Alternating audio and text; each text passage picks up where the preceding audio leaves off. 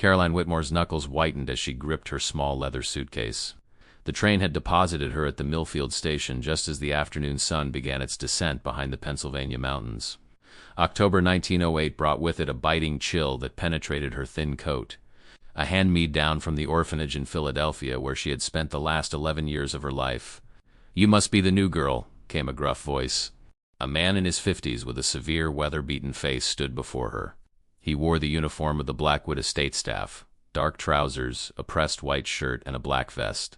"I'm Mr. Finch, head of household staff. The carriage is waiting."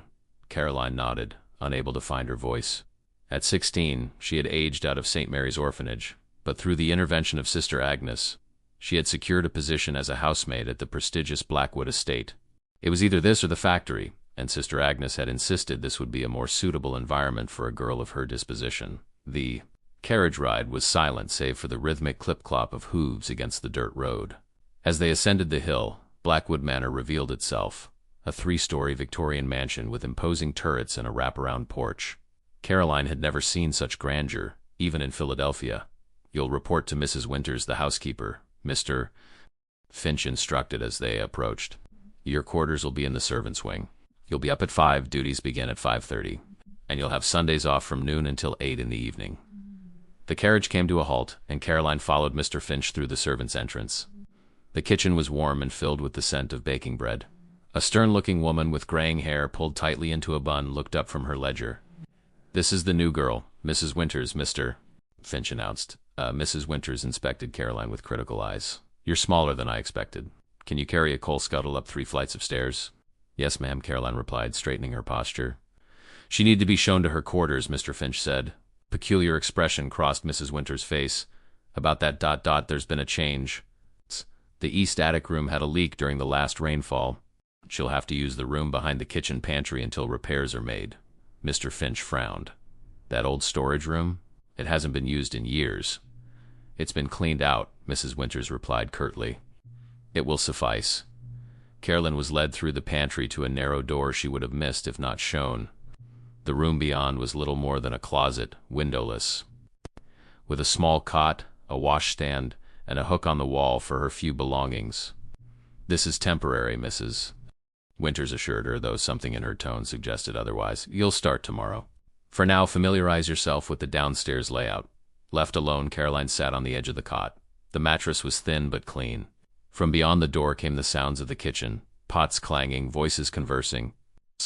She unpacked her meager possessions, 2 dresses, undergarments, a hairbrush, and a small porcelain doll with a cracked face, her only possession from before the orphanage.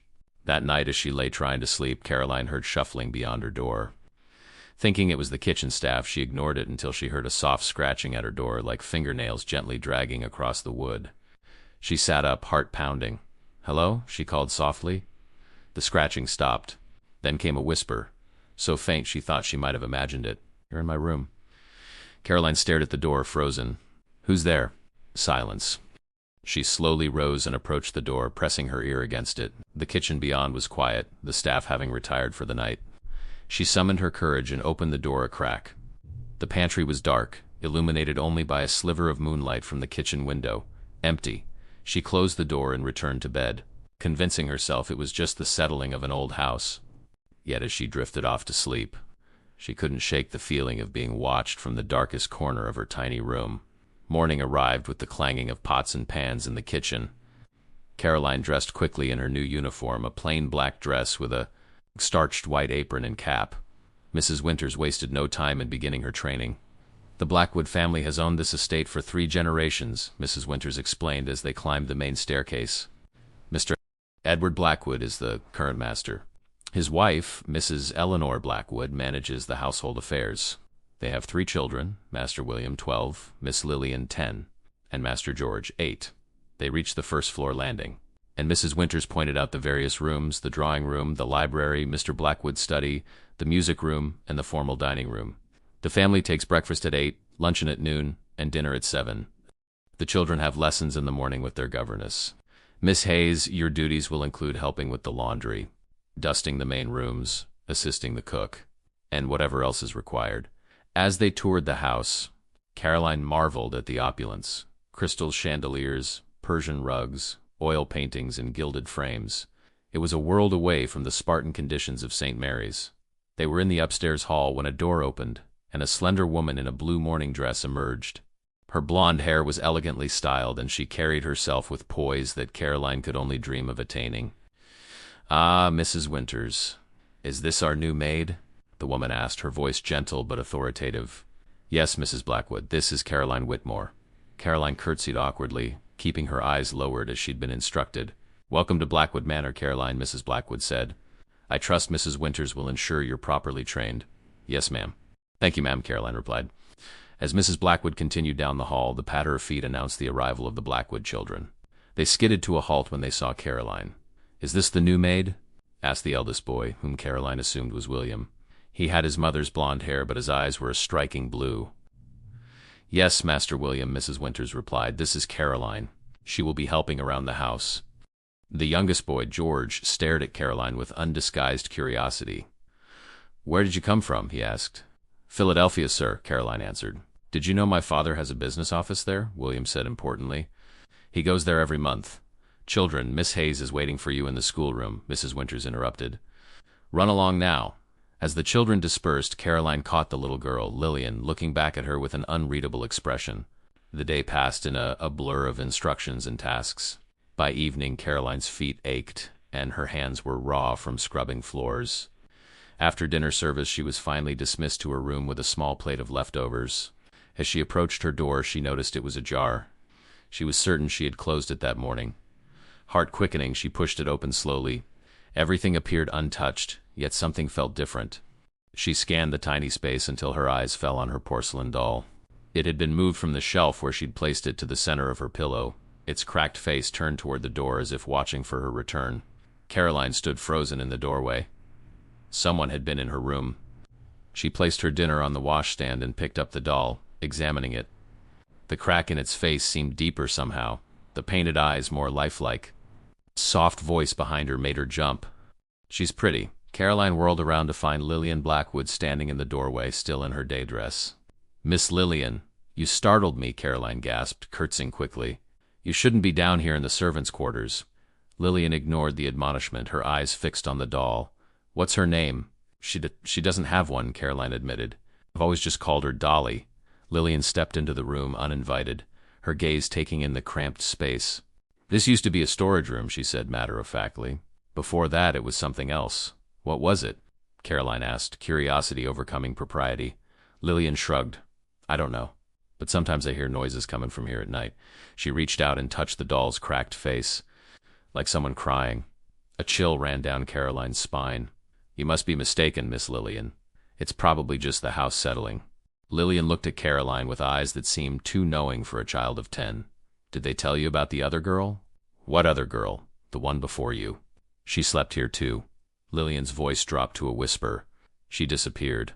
Before Caroline could respond, Mrs. Winters' voice called from the kitchen. "Lillian Blackwood, what are you doing down here?" Lillian backed toward the door. "I have to go, but be careful," she whispered. She doesn't like when people sleep in her room. As Lillian scurried away, Caroline sank onto her cot, the doll clutched tightly in her hands. The crack in its porcelain face seemed to grin in the dim lamplight. 2 weeks into her employment at Blackwood Manor, Caroline had settled into a routine. She rose before dawn, worked until after the family retired, and fell into exhausted sleep each night. The strange incidents, the scratching at her door, the moved doll had not recurred, and she had begun to think it was simply her imagination, fueled by the stress of her new position. One crisp morning in late October, Caroline was dusting the library when she noticed Mr. Blackwood for the first time since her arrival. He was a tall man with broad shoulders and a neatly trimmed beard, currently engrossed in the morning newspaper in his leather armchair. "You're the new girl," he stated without looking up. It wasn't a question. "Yes, sir." "Caroline Whitmore, sir," she replied, curtsying. He folded his newspaper and regarded her with assessing eyes.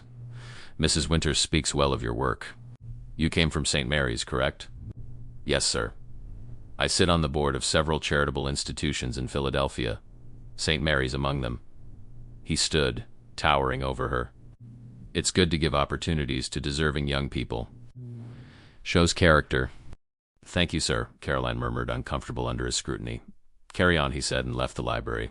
Later that day, Caroline was assigned to help the housekeeper prepare the formal dining room for a dinner party.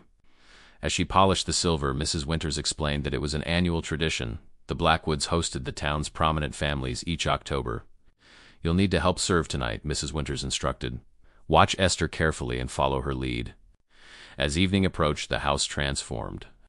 Crystal glasses sparkled in the candlelight, fresh flowers adorned every surface, and the air filled with the aromas of roasting meat and baking pastries. Caroline was stationed in the dining room, her hands trembling slightly as she prepared to serve the town's elite. The guests began to arrive, men in fine suits, women in elegant evening gowns. Caroline had never seen such finery up close. During a moment's respite in the kitchen, she overheard two of the older servants talking. "It's the same night, you know," whispered Cook to Esther. 7 years to the day." "Hush," Esther replied, casting a glance at Caroline. "That's not for new ears." Caroline pretended not to hear, but her curiosity was piqued. What had happened 7 years ago? The dinner party proceeded smoothly. Caroline followed Esther's lead, serving dishes and refilling wine glasses without incident. As dessert was being prepared, she slipped into the hallway for a moment's rest. The house was quiet away from the dining room, the other servants all occupied with their duties. On impulse, Caroline wandered down the hall to the library. She had always loved books, though her opportunities to read at St. Mary's had been limited. The library was dark save for the moonlight streaming through the tall windows.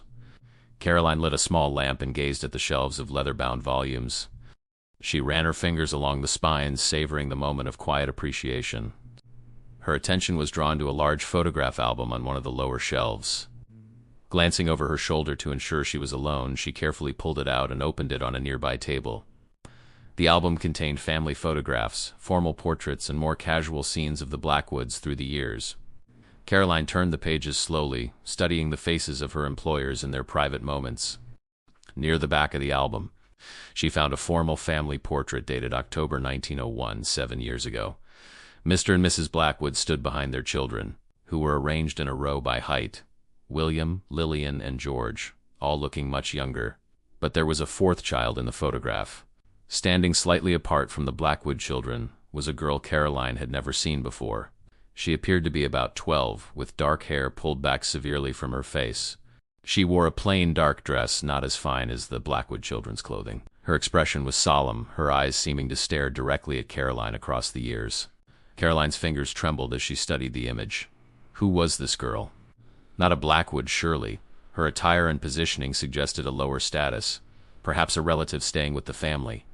"Oh, are the Orphan girl." Caroline gasped and spun around.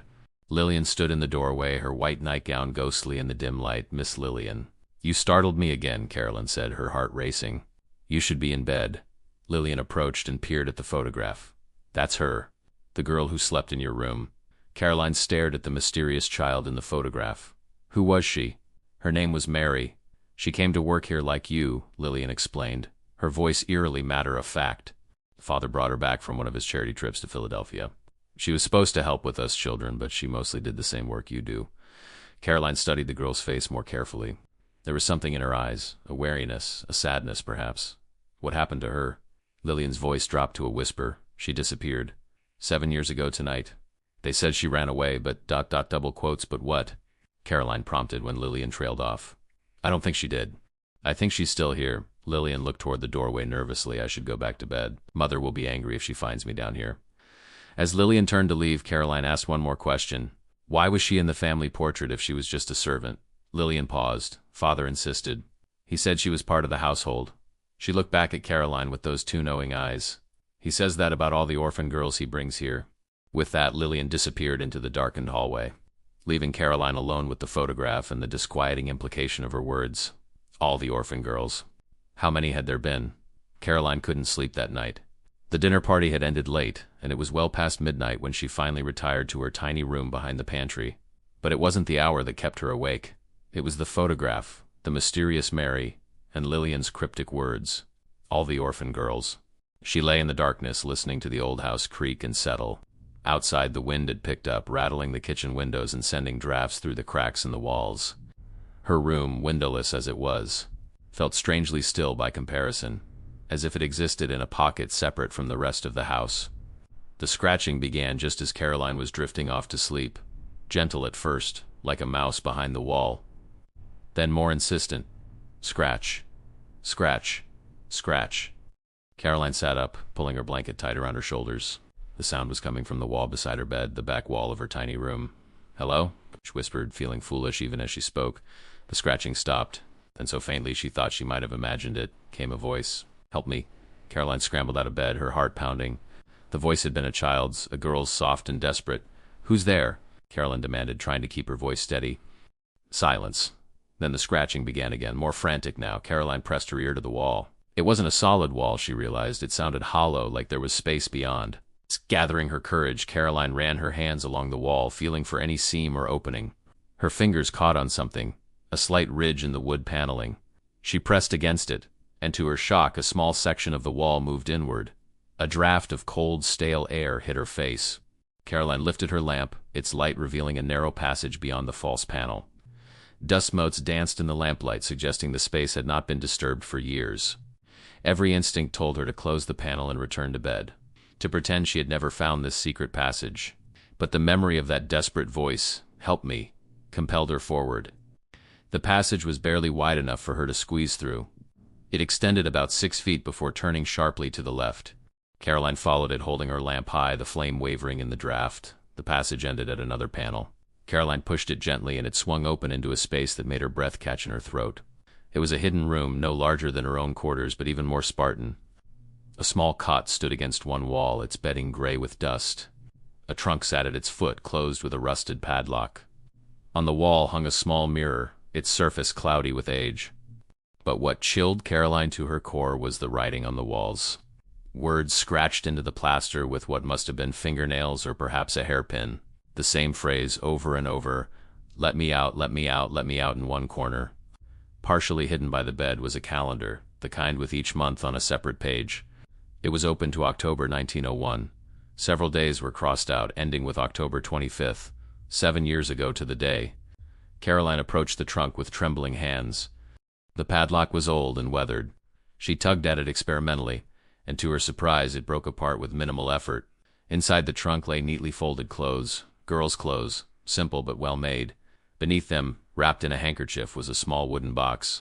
Caroline opened it and found a collection of tiny treasures: a blue ribbon, a pressed flower, a smooth pebble, a small pencil stub, and a folded piece of paper.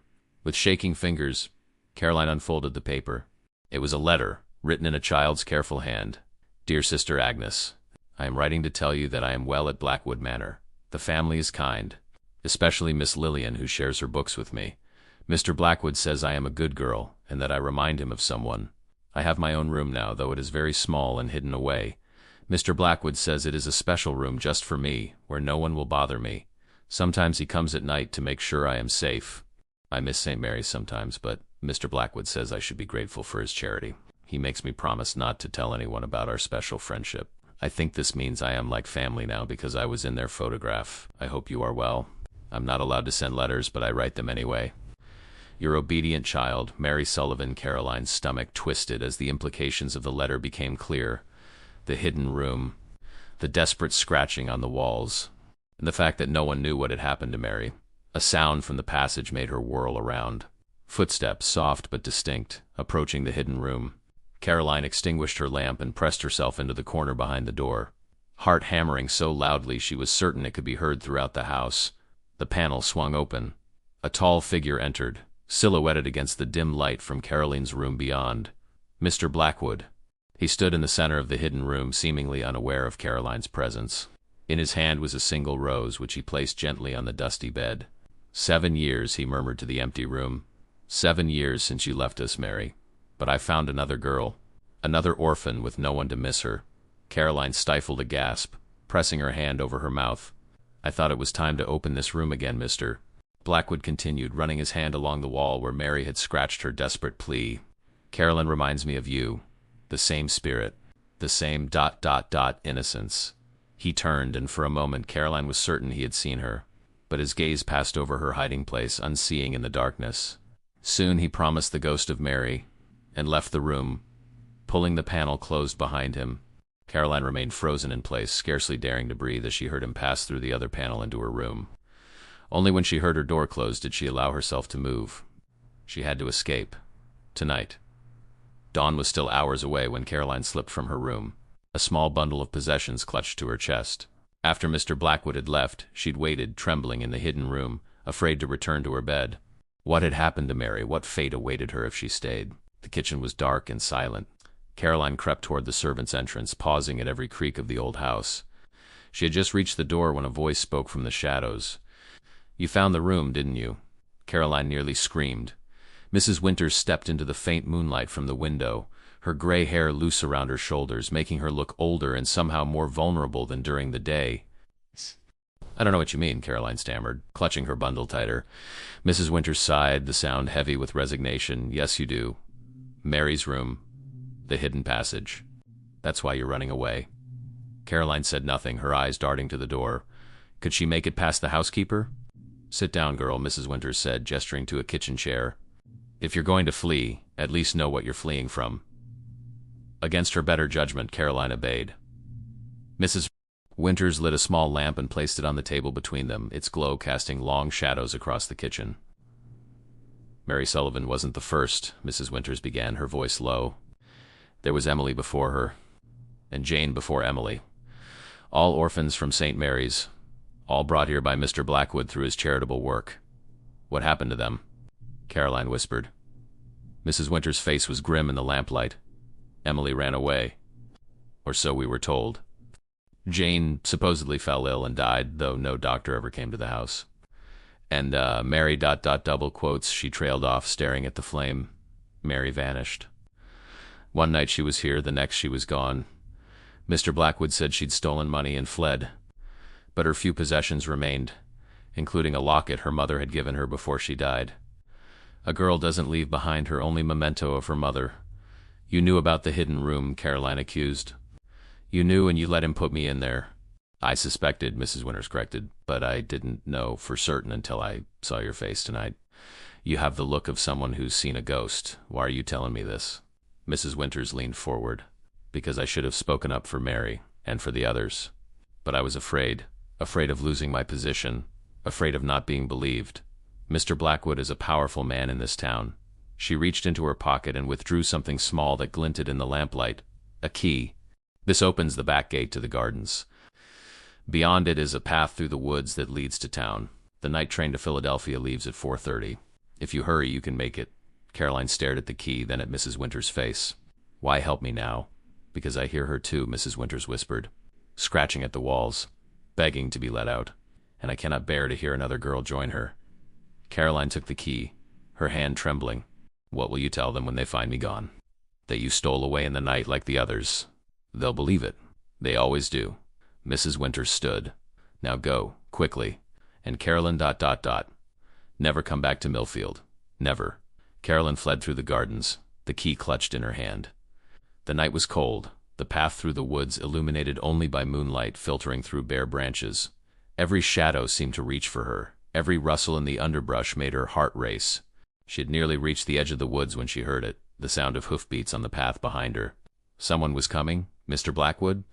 Caroline plunged deeper into the woods, away from the path. Branches tore at her clothes and hair as she ran blindly through the darkness. The hoofbeats grew louder, then stopped. "Caroline!" a man's voice called. Not Mr. Blackwood's. It was Mr. Finch, the head of household staff. "Caroline, stop! You're in danger!" She froze, uncertain. Was it a trick? "The master knows you've gone," Mr. Finch called. "He's on his way. You need to hide." Caroline emerged cautiously from the trees. Mr. Finch sat atop the stablemaster's horse, his face grave in the moonlight. "Why are you helping me?" she asked, suspicious. "Because my sister was Jane," he replied, his voice cracking. "The second girl.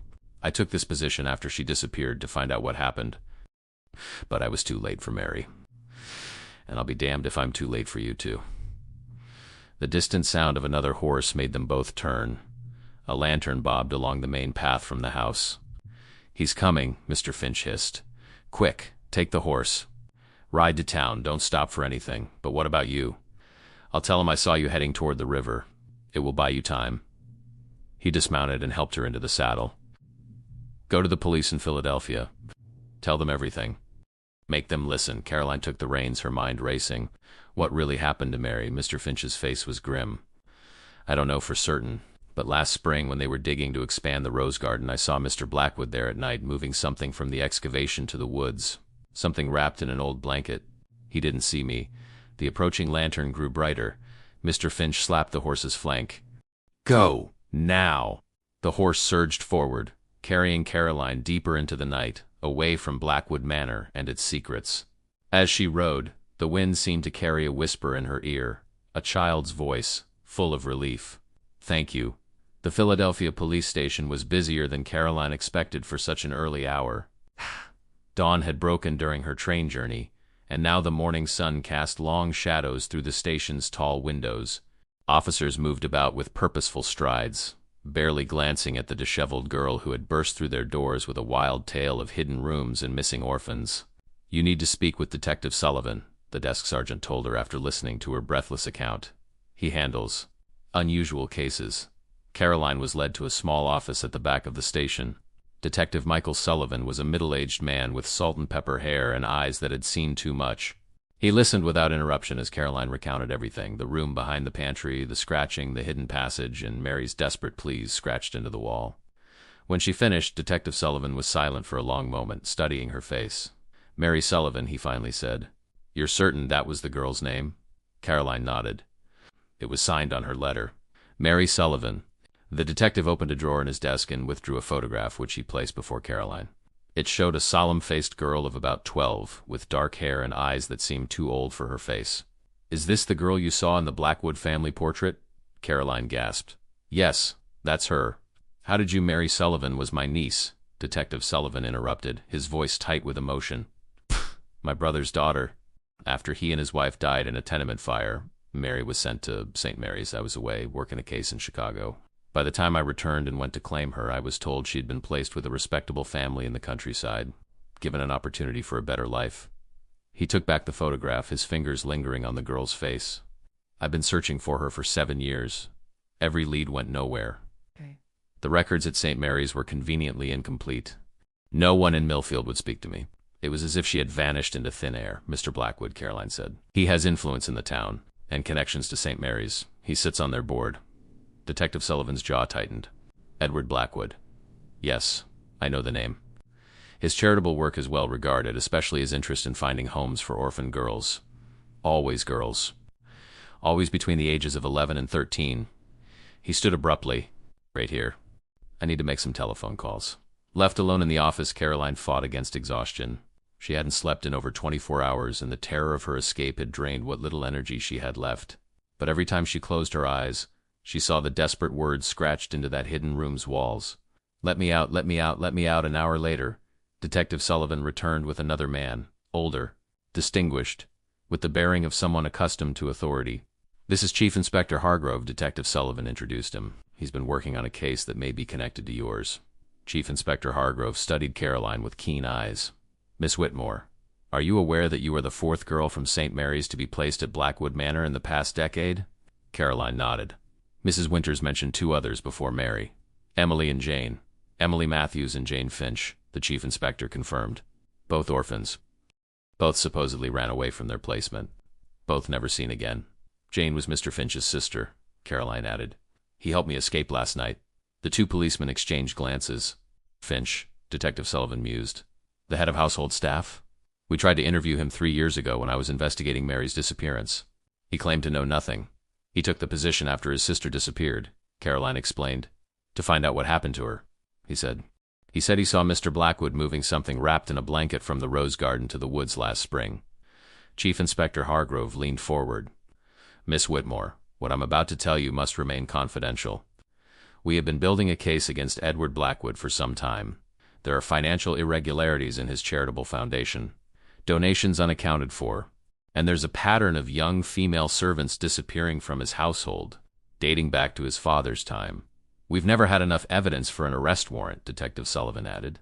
"But your testimony changes that. You're the first girl to escape, the first witness who can place Blackwood at the scene of a potential crime. Will you help us, Miss Whitmore?" Chief Inspector Hargrove asked. "Will you return to Millfield and show us this hidden room?" Caroline felt a chill run down her spine at the thought of returning to Blackwood Manor. "He'll know I've gone to the police." "Not necessarily," Detective Sullivan said. "We can be discreet, and we'll protect you." Caroline thought of Mary, of the desperate scratching that still echoed in her mind, of Emily and Jane, And who knew how many others before them? "I'll do it," she said. "For Mary." 3 days later, Caroline found herself on another train to Millfield, this time accompanied by Detective Sullivan and 2 other officers in plain clothes. They had waited for Mr. Blackwood to leave for his monthly business trip to Philadelphia, where, unbeknownst to him, officers were waiting to intercept him. The plan was simple. Caroline would lead them to the hidden room and any evidence it contained. Meanwhile, another team would search the rose garden where Mr. Finch had seen the suspicious activity. Mrs. Winters met them at the servants' entrance, her face drawn and pale. "They questioned all of us after you disappeared," she whispered to Caroline. "Mr. Blackwood was disturbed, more than usual. He spent hours in your room that night and then ordered it sealed off. No one is to go near it." "Sealed how?" Detective Sullivan asked. "He had the carpenters come the next day. They put up a new wall where the door used to be. It looks like it's always been solid wall now." Caroline exchanged alarmed glances with the detective. "He's destroying evidence." "Not necessarily," Detective Sullivan replied. "If the room is still there behind the wall, it just means we'll need tools to access it." They moved through the quiet house cautiously. Mrs. Winters had arranged for most of the staff to be occupied with outdoor tasks, and Mrs. Blackwood had taken the children to visit her sister in the neighboring town. Still, they kept their voices low and their footsteps lighter. The kitchen was empty, the afternoon's bread cooling on the racks. Caroline led them to where her door had been, now replaced by a seamless wall that matched the rest of the pantry. "It was here," she insisted. "My room was right here." Detective Sullivan examined the wall, running his fingers along the edges. "Recent work," he confirmed. "The paint is still fresh in places." He turned to one of the officers. "Fetch the tools from the carriage." Within minutes, they were carefully removing the new wall piece by piece. Behind it, Caroline's former room stood untouched, her bed still made, her few possessions still in place, as if waiting for her return. "The passage is behind that wall," Caroline indicated, pointing to the back of the room. "There's a hidden panel." Detective Sullivan found it quickly, his trained eye spotting the subtle seam Caroline had discovered that terrifying night. The panel swung open, revealing the narrow passage beyond. "Stay here," he instructed Caroline, drawing his revolver. "Henderson, with me." The 2 men disappeared into the passage, their footsteps echoing in the confined space. Mrs. Winters placed a comforting hand on Caroline's shoulder. "You did the right thing, child," she said softly. "I should have done the same years ago." Minutes later, the men emerged, their faces grim. "It's all as she described," Detective Sullivan confirmed. "The hidden room, the writing on the walls, everything. There's more," Officer Henderson added, holding up a small book bound in faded leather. "A diary, hidden under a loose floorboard." Detective Sullivan took the diary carefully, opening it to reveal pages of cramped, childish handwriting. "Mary's," he confirmed, his voice thick with emotion. "This is her handwriting." He flipped through the pages, his expression darkening with each turn. The last entry is dated October 25th, 1901. She writes that Mr. Blackwood was angry with her for trying to send a letter to me, that he told her she was ungrateful for his special attention, that he was going to have to punish her that night. Caroline felt sick. What happened to her? Before Detective Sullivan could answer, a commotion erupted from outside. Shouts and the pounding of feet. An officer burst into the kitchen. "Sir, they've found something in the rose garden." They rushed outside to where a group of men were gathered around a freshly excavated area of the garden. As Caroline approached, she could see that they had uncovered what appeared to be a small bundle wrapped in decaying fabric. Detective Sullivan knelt beside it, carefully pulling back the rotted cloth to reveal what lay within. Caroline turned away, unable to look, but she heard his sharp intake of breath. "It's a child's remains," he said, his voice barely controlled. "And there's a locket, silver, with a small portrait inside." "Mary's," Mrs. Winters whispered. "The one her mother gave her." The next few hours passed in a blur. More police arrived. The garden was cordoned off. The household staff were gathered and questioned. And as the day wore on, a grim pattern emerged. There were more disturbed areas in the garden, more to excavate, more secrets buried beneath the roses that had won Mr. Blackwood so many prizes at the county fair. By nightfall, Caroline found herself back at the police station in Millfield, giving a formal statement to Chief Inspector Hargrove, who had arrived from Philadelphia with additional officers. "Mr. Blackwood has been apprehended," he informed her. "He was attempting to board a steamer for Europe when our men intercepted him. He's being transported back here as we speak." "What will happen now?" Caroline asked. "Justice," Detective Sullivan said firmly. "For Mary, for all of them." The trial of Edward Blackwood became the sensation of Pennsylvania. Newspapers from Philadelphia to Pittsburgh carried lurid accounts of the discoveries at Blackwood Manor, the hidden room, the diary, And most damning of all, the remains of 3 young girls found buried in the rose garden. Caroline testified early in the proceedings, recounting her experiences in the household and her discovery of the hidden passage. She spoke of Mary's desperate messages scratched into the wall, of the diary that chronicled the girl's growing fear, and of Mr. Blackwood's chilling words when he thought he was alone in the hidden room. She avoided looking at him as she spoke, the once imposing master of Blackwood Manor now reduced to a haggard figure in the defendant's box. But she could feel his eyes on her, burning with hatred for the girl who had exposed his secrets. After her testimony, Caroline was placed in a women's boarding house in Philadelphia under police protection. Detective Sullivan visited often, bringing news of the trial's progress. Mrs. Blackwood claims she knew nothing, he reported during one visit. And perhaps she didn't, not the full extent of it anyway. But she admits she found the pattern of disappearing servant girls troubling and had begun to suspect her husband of impropriety. What about the children? Caroline asked. She had often thought of William, Lillian, and George in the weeks since her escape. What will happen to them? They're with their maternal grandmother for now, Detective Sullivan replied. Mrs. Blackwood has filed for divorce. It's all quite scandalous in their social circles, but she's standing firm. A week later, there was an unexpected visitor to the boarding house, Lillian Blackwood, accompanied by her mother and a police chaperone.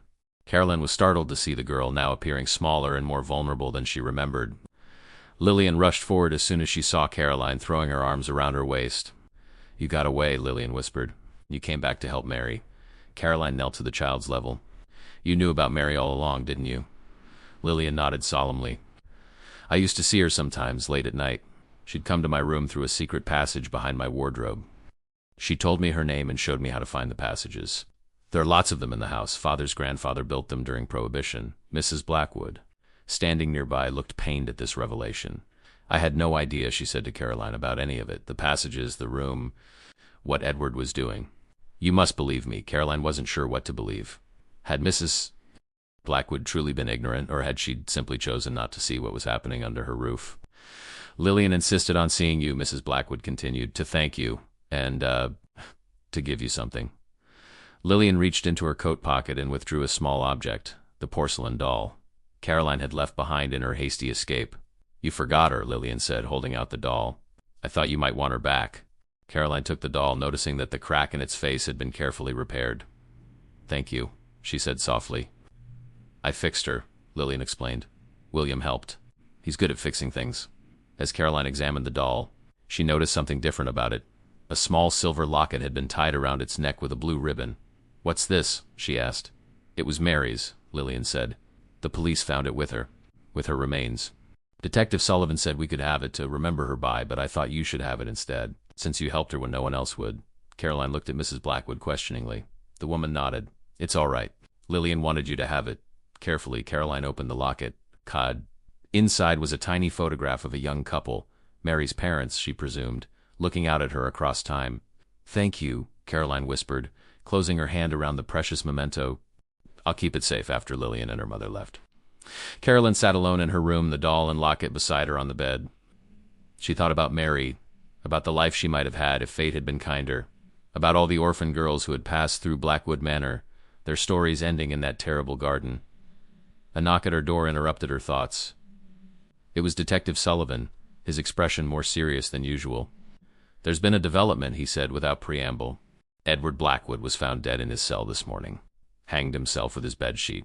Caroline felt a complex surge of emotions, relief that it was over, disappointment that he had escaped proper justice, and a lingering fear that somehow, even in death, he might reach out to harm her. There's something else, Detective Sullivan continued, sitting beside her on the bed. We've been going through records at St. Mary's, with Sister Agnes's cooperation. Blackwood's influence there ran deep. There were irregularities in the placement of at least 7 girls over the past 15 years. 7? Caroline echoed, horrified. We may never know the full extent of it, but there's one more thing you should know. He hesitated. We found a record of your parents. Caroline's heart stopped. My parents? I was told they were unknown. Not unknown. Their names were deliberately obscured in the records. Your mother was Catherine Pierce. She died in childbirth. Your father, Detective Sullivan paused. Your father was Robert Blackwood, Edward Blackwood's younger brother. The world seemed to tilt beneath Caroline. What? That's not possible. It appears to be true. Robert died in a hunting accident when you were an infant. Edward, as your uncle, should have been your guardian. Instead, he arranged for you to be placed at St. Mary's with false records. But then why bring me to Blackwood Manor at all? Why risk me discovering the truth? Detective Sullivan's expression was grim. We believe he didn't know who you were, not at first. The records were altered on both ends. Sister Agnes recognized your surname when Edward began inquiring about girls of a certain age and appearance, and she deliberately steered him toward you, thinking she was reuniting you with family. And when he realized who I was, Caroline asked, though she feared she already knew the answer. We found a telegram in his study dated the day after your arrival, from a lawyer in Philadelphia who had handled his brother's affairs. It warned him that you might be Robert's daughter, based on your age and appearance. Caroline felt sick. Her uncle, the man who had planned to do to her what he had done to Mary and the others, was her own blood. There's one more thing, Detective Sullivan said, his voice gentler now. Under Pennsylvania law, as Robert Blackwood's legitimate daughter, you are entitled to a portion of the Blackwood estate, your father's share, which Edward has been controlling all these years. Caroline stared at him, unable to process this final revelation. I don't want their money, she finally said. Not after what happened there. Nevertheless, it's yours by right. And it would give you options, Caroline. Education, a future of your choosing, a future, something she had never dared to imagine beyond survival. Think about it, Detective Sullivan advised, standing to leave. You don't have to decide anything now. After he left, Caroline sat for a long time, the repaired doll in her lap, Mary's locket clutched in her hand. She was a Blackwood by blood, heir to a fortune built on coal and timber, and who knew what other dark enterprises. The thought should have repulsed her. Yet she couldn't help but wonder what she might do with such resources. Education? Independence? Perhaps. Even a way to help other girls like herself and like Mary. It was a terrifying and exhilarating thought. 1 year later, the Philadelphia School for Girls was housed in a stately brick building on Walnut Street. Its corridors echoed with the sounds of young women pursuing knowledge, a luxury once unimaginable to the girl who now walked its halls with purpose. Caroline Whitmore, she had kept her orphanage name, refusing to claim the Blackwood surname, had been a student there for 6 months. At 17, she was older than most of her classmates, but her determination to learn made up for the years of education she had missed. She paused at the notice board in the main hall where a newspaper clipping had been pinned.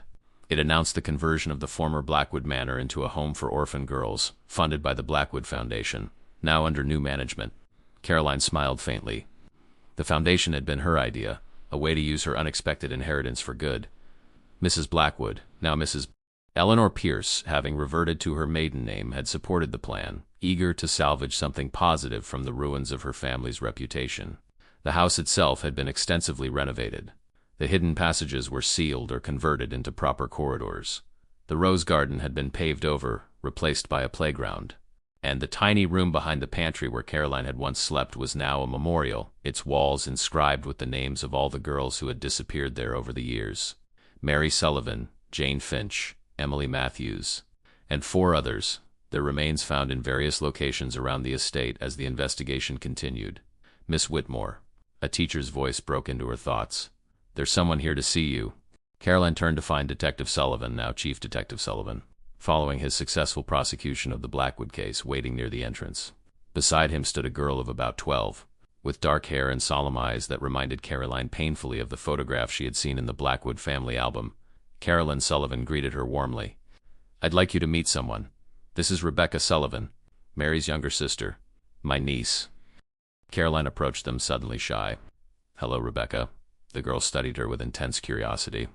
Uncle Michael says you're the one who found out what happened to Mary, that you're the reason she can rest now. Caroline nodded, unable to speak past the lump in her throat. I wanted to thank you, Rebecca continued, and to give you this.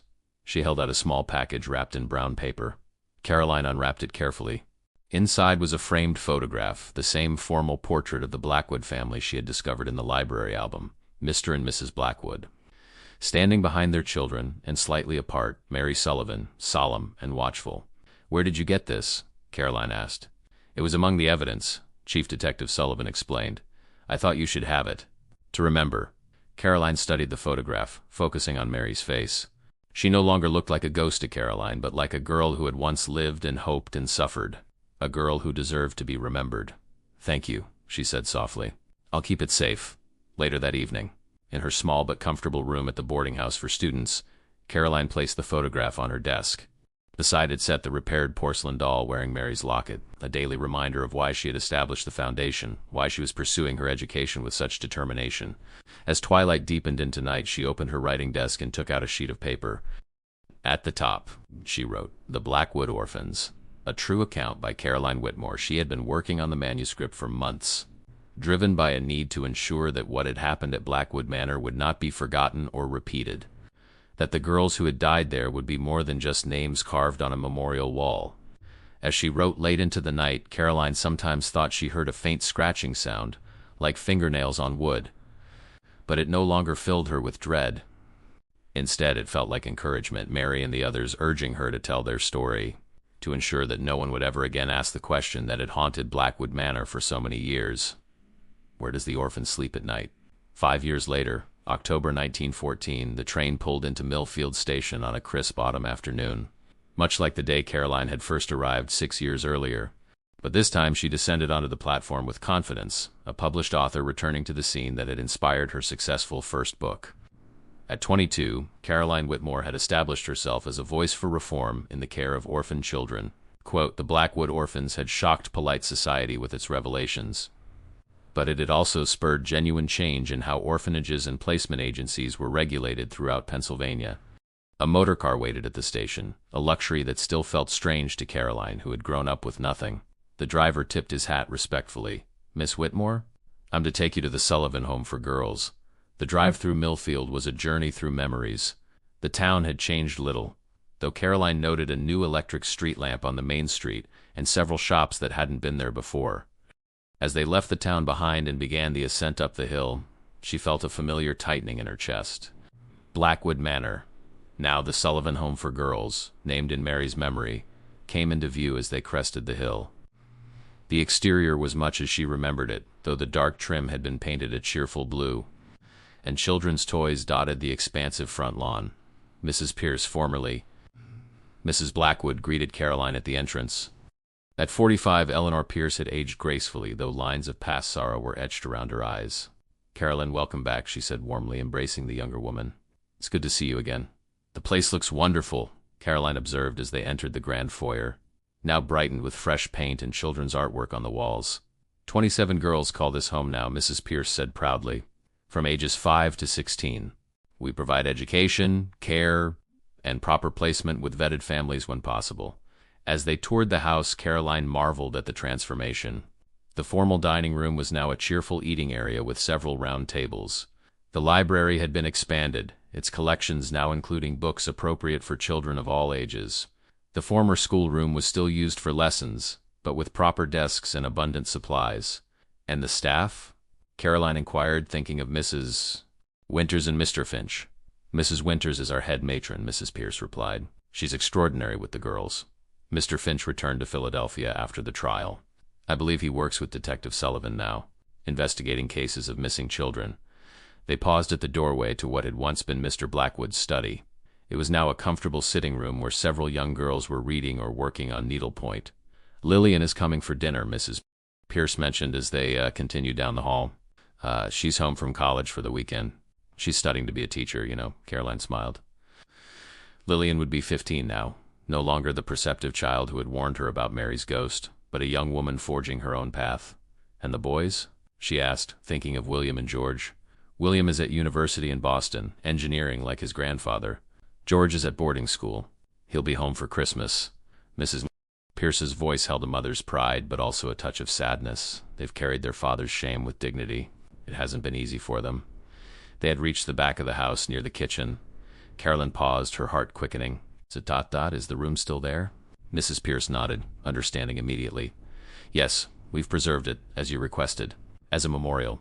The wall that had once hidden Caroline's tiny room and the secret passage beyond had been removed. In its place was an open archway leading to a small chamber. The walls were painted white, and on them were 7 names inscribed in gold. Mary Sullivan, 1889 to 1901, Jane Finch.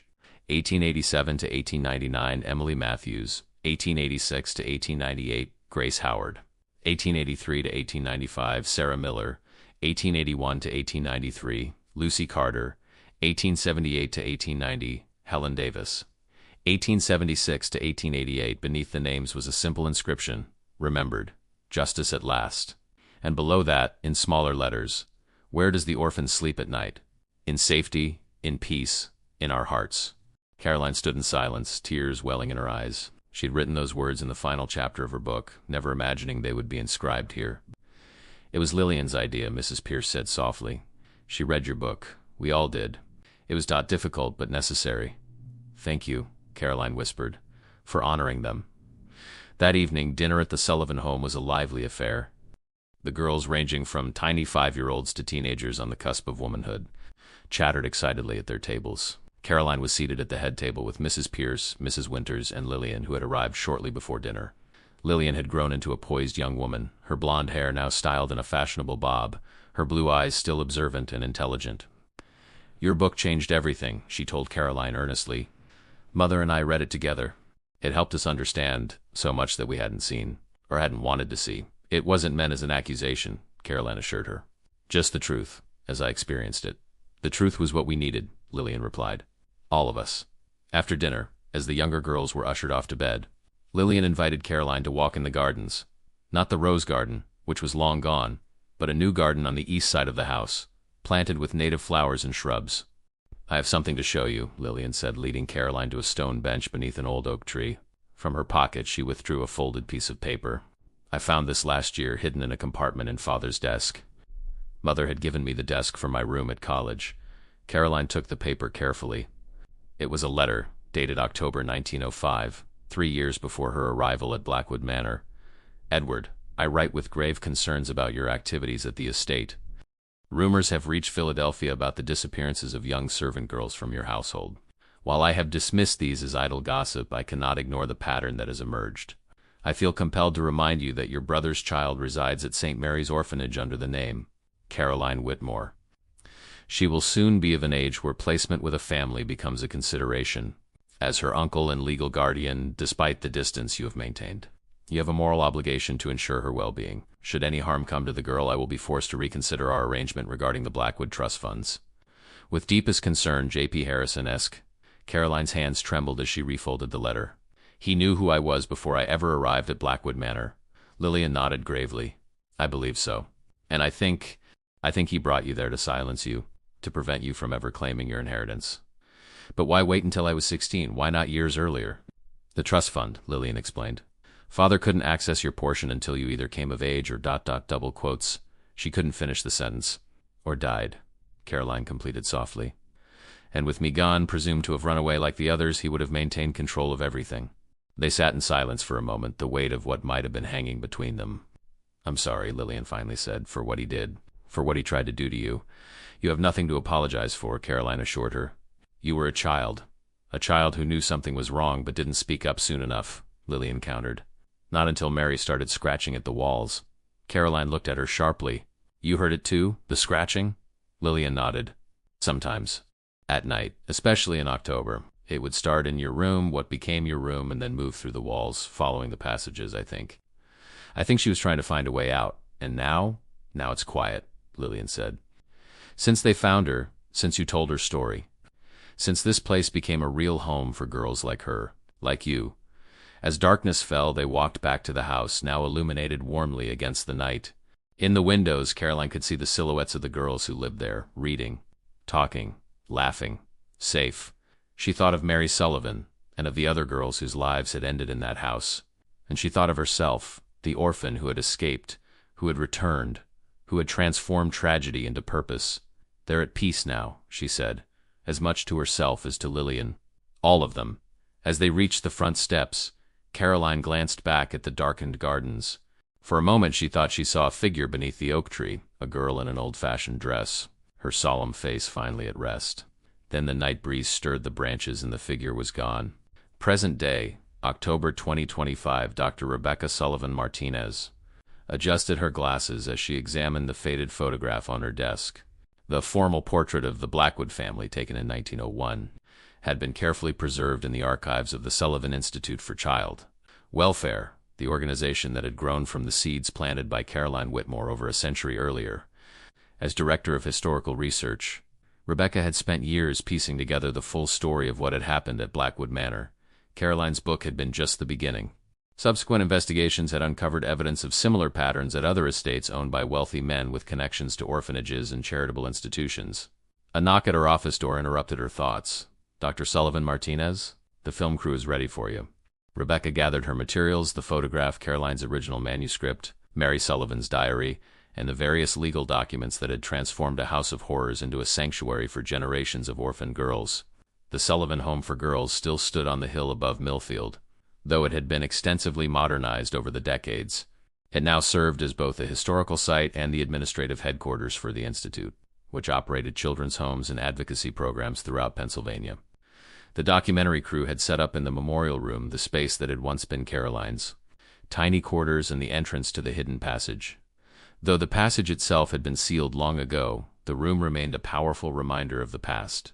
"We're filming the final segment today," the director explained as Rebecca took her seat. "The legacy of Caroline Whitmore and the Sullivan home." As the cameras rolled, Rebecca spoke of the woman who had changed the course of so many lives. "Caroline Whitmore never married," she explained.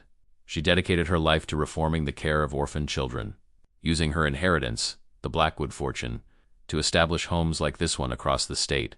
When she died in 1972 at the age of 80, she left everything to the Sullivan Institute, with the stipulation that the original home always remain a sanctuary for girls in need." "And her connection to Mary Sullivan?" the interviewer prompted. "Mary was my great-aunt," Rebecca explained. "Though they never met in life, Caroline felt a profound connection to her. In many ways, she carried on the life that Mary should have had."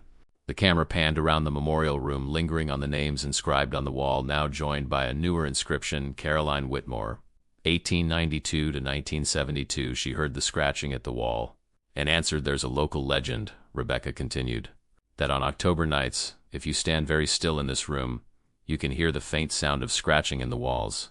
Not a desperate sound, as it once was, but gentle, like a reminder." "A reminder of what?" the interviewer asked. Rebecca looked directly into the camera, her expression serious. "A reminder that we must always listen to the voices of the vulnerable, that we must look beyond the facades of power and privilege to the truths they may conceal, that we must never again ask, 'Where does the orphan sleep at night?' without ensuring the answer is, 'In safety.'" After the film crew had packed up and departed, Rebecca remained in the memorial room, lost in thought. The Sullivan Institute was her life's work as it had been Caroline's before her. As a child psychologist specializing in trauma, she had seen firsthand the difference that proper care and advocacy could make in a vulnerable child's life. She ran her fingers over the inscribed names, lingering on Mary's, though separated by generations. Rebecca had always felt a connection to the great-aunt she had never known, the girl whose tragic death had ultimately led to so much positive change. A soft sound drew her attention, a gentle scratching like fingernails on wood. Rebecca smiled. The old house had its voices, its memories. Not ghosts, perhaps, but echoes of the past that reminded those in the present of their responsibility to the future. "We remember," she whispered to the empty room. "We hear you, all of you." As she turned to leave, she paused at the threshold, looking back at the simple memorial. The late afternoon sun slanted through the single window, illuminating the wall of names. Girls who had once been forgotten, but would now be remembered always. In the stillness, Rebecca could almost hear Caroline Whitmore's voice, speaking the words that had ended her book and begun a century of change. "Where does the orphan sleep at night? In safety, in peace, in our hearts."